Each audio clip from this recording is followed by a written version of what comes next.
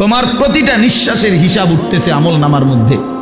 তাহলে তোমাকে এই বালেগ হওয়ার পর থেকে প্রথম সেকেন্ড থেকে তোমার হিসাব দিতে হবে। এক একটা চোখের দৃষ্টি, কতবার নারী দেখছো, ছবি দেখছো, নর্তকী দেখেছো, উলঙ্গ ছবি দেখেছো, প্রত্যেকটা পলক নজরের হিসাব দিতে হবে আল্লাহর কাছে। আল্লাহর কাছে প্রতিটা হাত পায়ের অঙ্গের নড়া চড়ার হিসাব আল্লাহ তাআলার কাছে দিতে হবে। আমাদের 16 বছর, 18, 20, 25 বছরের ছেলে পেলে সে মনেই করে না কিছু, যে সে যে একটা মানুষ, সে যে একটা মুসলমান, সে যে আখেরাত আছে, আল্লাহ আছে, রসুল আছে, কোরআন আছে, কিচ্ছু বোঝে না, কিছুই বোঝে না। কি করে, কেন হাসে, কেন কাঁদে, কেন ঘুরতে আসে, কি করতে আসে, কি করে চুল, কি করে জামা, কি করতেছে, কার লগে আড্ডা দেয়, কেন আড্ডা দেয়, এত ছবি কেন উঠায়, এত ভিডিও কেন করে, কারে দেখাস বেটা, কে দেখে তোর এগুলা, কে দেখে, কার পাগলামি কে দেখে? নিজেই মোটর সাইকেল চালায় জোরে, আবার এটা নিজেরটাই নিজের সামনে ভিডিও লাগাইয়া এটা ভিডিও করে, এটা আবার ফেসবুকে দিল, মানুষের বাকি কিছু পাগলে চাইলো, এই পাগলের পাগলামি। আহা, এটা কথা হইল? মোটর সাইকেল চালানিও ভিডিও করতে হয়, সাইকেল চালানিও, পেশাব পায়খানাও তো ভিডিও করা উচিত, লোডা বদনাও তো ভিডিও করা উচিত। আহা, এত ফালতু একজন সুস্থ স্বাভাবিক মানুষের জীবন হতে পারে না, যাকে আল্লাহ তাআলা ন্যূনতম আকল দিয়েছেন। হ্যাঁ, কাউকে আল্লাহ তাআলার যখন লানত হয়, আমি এজন্য প্রায় বলি, কারো উপরে যখন আল্লাহর লানত বর্ষণ হয় তো আল্লাহ তাআলা তার স্বাভাবিক আকল সরায় দেয়। আদাল্লাহুল্লাহু আলা ইলমিন, আল্লাহ তাকে তখন পথভ্রষ্ট করে দেয়। ওয়া খাতামা আলা সামঈহি ওয়া কলবি, আল্লাহ তাআলা তার কানে এবং অন্তরে মোহর মেরে দেয়। ওয়া জাআলা আলা বাসারিহি গিশাওয়া, আল্লাহ তার চোখের সামনে পর্দা ফেলে দেয়। ফলে আর সে কিছুই শোনে না, কিছুই বোঝে না, কারণ দিল তো বন্ধ, কানও বন্ধ, চোখও বন্ধ, আবদ্ধ। সে আর আলোর রাস্তা, হেদায়েতের রাস্তা দেখবে কোত্থেকে? সে জান্নাতের রাস্তা দেখবে কোত্থেকে? সে ডানে বামে যেদিকেই তাকায় তখন নারী দেখে, ছবি দেখে। সে যখনই হাঁটে চলে তো ছাতের কিছু অসৎ বন্ধু, চরিত্রহীন কিছু লম্পট, এগুলো সারাক্ষণ কোনো মেয়ের কথা, নারীর কথা, উলঙ্গ কথা, অশ্লীল কথা, গালি গালাজ, একটা আরেকটারে লাত্তি মারে, একটা আরেকটারে ধাক্কা মারে, একটা আরেকটারে দায়িত্ব ধরে। হ্যাঁ, এই নইলে বিশ্রী কুকুর বিড়ালও যে কথা বলে না, জন্তু জানোয়ারও যে কথা বলে না, এমন হাইওয়ান জানোয়ারের মতো কথাবার্তা বলে। নারী, ছবি, অশ্লীল উলঙ্গপনা, অশালীন অঙ্গভঙ্গি, খালাস। এভাবেই দিন শেষ। বাদ কতগুলো খাইছে, আবার জানোয়ার ঘুমায় গেছে, ভোর হইলে আবার জানোয়ার উঠছে। না এশার নামাজ, না ফজরের নামাজ, না জোহরের নামাজ, না আসরের নামাজ, কোন নামাজের কোনো খবরই নাই। কারণ জানোয়ারের আবার নামাজ কি, কুকুরের আবার নামাজ কি, শুকরের আবার নামাজ কি, কুত্তা বিলের আবার নামাজ কি, জন্তু জানোয়ারের আবার সেজদা কি? বুঝেন নাই কথা? অতটি সিদ্ধান্ত নিছে যে আমি মানুষ হব না, আমি হব জানোয়ার, আমি হব কুকুর বিড়াল, আমি হব রাস্তার পশু। অতএব রাস্তার পশুর যেমন কোনো আল্লাহ নাই, বন্দিগি নাই, ইবাদত নাই, আমারও নাই, আমারও না, আমারও নাই। এই জন্য ছেলেরা, বাবারা, ছেলেদের দায়িত্ব তোমরা নিজেকে নিয়ে ভাবা, কি করছো? বাবাদের দায়িত্ব আপনাদের ভাবা, আপনারা আপনাদের সন্তান গড়তেছেন নাকি কি করতেছেন? সন্তানরে কি করলেন? আপনি তো সংসার করছেন কইলেন, আমি তো সব সময় প্রতিদিন বলি যে সংসার বলতে কি বুঝলেন? আপনি যে কইলেন আমি আজকে 30 বছর সংসার করলাম, কিটা? খাট পালং সোফা ফার্নিচার রেনি সংসার কয় না বউ বাচ্চারে কয় সংসার? একটা মানুষ যদি বলে যে আমি পরিবার নিয়ে এনে বেড়াইতে আইছি, তো পরিবার নিয়ে বেড়াইতে আইলে এ কথা বললে তার মানে খাট সোফা টোফা বেটার ঘরের ফার্নিচার এটি লই আইছে বেড়াইতে, নাকি? কি কি নিয়ে আইছে? বউ বাচ্চা নিয়ে আইছে, এই না কথা বুঝায়। তাইলে সংসার বলে বউ বাচ্চারে, পরিবার বলে বউ বাচ্চারে, এই মানুষগুলার এক সংসার বলে। খাট পালং রে কি বলেন? এগুলো তো বদলায় যায়, এগুলো তো আমনের আমলও আমনে চেয়ার বদলাইছেন, বদনা বদলাইছেন, বালতি বদলাইছেন। আমনের নিজের আমলও তো আমনে 40 বছরের ভিতরে কত আসবাব বদলাইছেন না।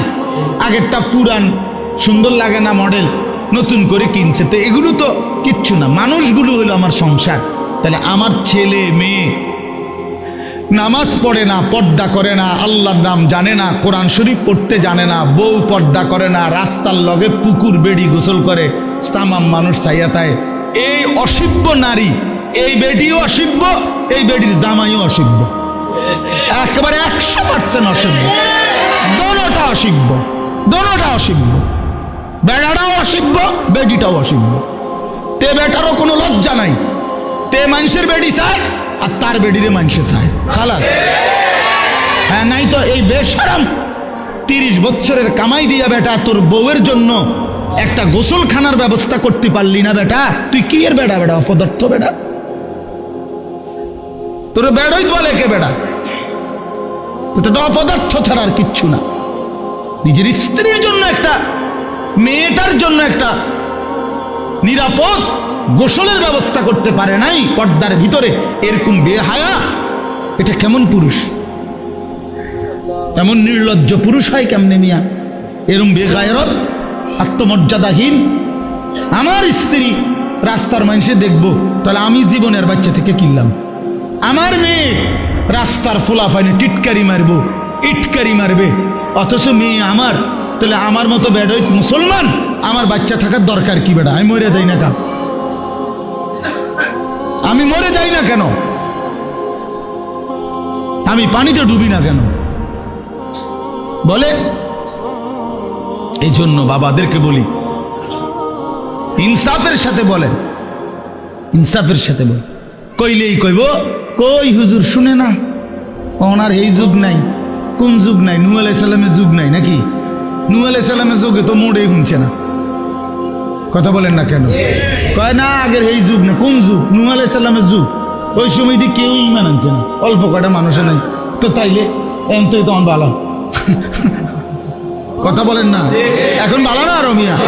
তো তো আপনি কোন কি আগের যুগ নাই? কিতাব কোন যুগ নাই বলেন? এই জন্য বললেই হইল না। এই সমস্ত সামান্য 1-2 শব্দ বললেই হবে না।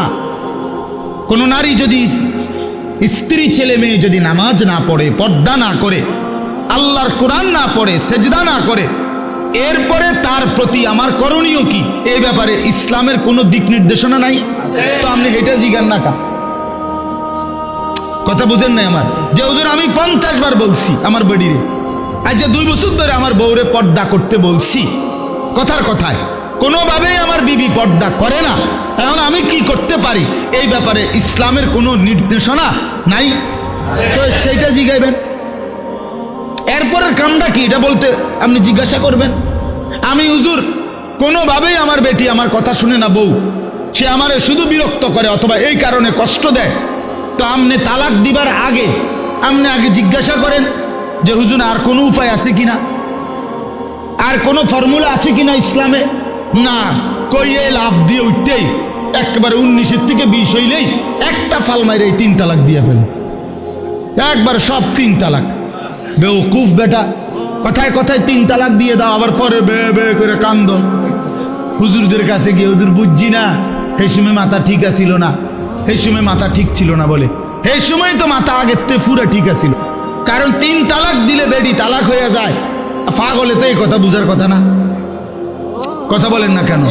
আপনার যে মাথা ঠিক না থাকলে কোনো পাগল, যারা আমরা রাস্তাঘাটে পাগল, এরা কি 3 তালাক দেয়নি? তো তো আপনি কি করলেন? আপনার মাথা ঠিক আছিল, মাথা আগের চাইতে বেশি ঠিক আছিল। সে বুঝে, এটা বুঝা শুনেই কইছে যে এই কথা বললে বেটি কি হয়ে যাবে। এটা তো না বুঝার কি আছে এটা? নাহলে এটা বললেন কেন আপনি? আপনি 1 তালাক 2 তালাক না বলি 1 সালাক 2 সালাক কইতেন, তাইলে তার তালাক হইল, নাহলে কইলেন হলে বেডি সালাক, বউ বুদ্ধিমান। বলেন, তার মানে আমাদের সমস্যা একটাই, আমরা আখিরাতকে ভুলে গেছি। মূল বিষয় হলো এটা। আখিরাতকে যদি কারো মনে থাকতো, খোদার কসম, তাহলে নিজের স্ত্রী, নিজের ছেলে, নিজের মেয়ে এবং নিজেকে ঈমান আমলের উপরে রাখার জন্য কি কি পন্থা ইসলামে অপারগতার কিছু নাই, হতাশার কিছু নাই। শেষ মিনিট পর্যন্ত আর কি করা যায় এ ব্যাপারে ধারাবাহিক নির্দেশনা আল্লাহর কোরআনেও আছে, আমাদের রসুলের জিন্দিগির মধ্যেও আছে। ইসলাম তো একটি পরিপূর্ণ বিধান, কথা বলেন না? ইসলাম কমপ্লিট কি না বলেন? তাহলে যদি পূর্ণ বিধান হয় তাহলে এমন একটা জায়গা তাইয়া হুজুর আমি আটকাইয়া গেছি যে এইখান থেকে আইসা এবারে আর ইসলামের কোনো হুকুম নাই, এমন হইলে তো এটা পরিপূর্ণ বিধান হইল কই? আপনি যদি বলেন যে হুজুর আমি 10 বছর বুঝাইছি পুতেরে, সে কোনোভাবেই নামাজ পড়ে না, হালাল খায় না, এখন আর ইসলামের কাছেও 10 বছর পরে কি করণীয় আর কিছু নাই ইসলামের মধ্যে, কাজে কোরআনেও কিচ্ছু নাই, হাদিসেও এ ব্যাপারে কোনো কথা নাই, কারণ আমি কি করতে পারি এজন্য ছেড়ে দিছি, তাহলে এ কথা বললে আপনার ঈমান থাকবে নি? কথা বলেন, ঈমান থাকবে নি? কারণ ইসলাম তো একটি পরিপূর্ণ বিধান, কিয়ামত পর্যন্তের জন্য বিধান। তাহলে পৃথিবীর শেষ ইসরাফিল ফু দিলেও যদি কোনো প্রশ্ন আসে, কোনো বিষয় আসে, সেটার সমাধানও আল্লাহর কোরআনে আছে, রসুলের জিন্দিগিতে আছে। আজ এই কথা বলার কোনো সুযোগ নাই বাবা, একজনই বুঝেন। আপনি একজনের বললাম, মনে করেন আমি একজনও যদি বুঝেন আমি সার্থক। আমি ব্যক্তিগতভাবে কোনো সময় সংখ্যার কাঙ্গালি করি না, এটা সবাই জানে, আগের থেকেই আমার এই তবিয়ত। অর্থাৎ কয়জন এটা নিয়ে আমার কোনো সময় কোনো মাথা ব্যথা নাই। আমি বলতে থাকি আজকে 21 বছর আমার এই জিন্দিগি, আলহামদুলিল্লাহ।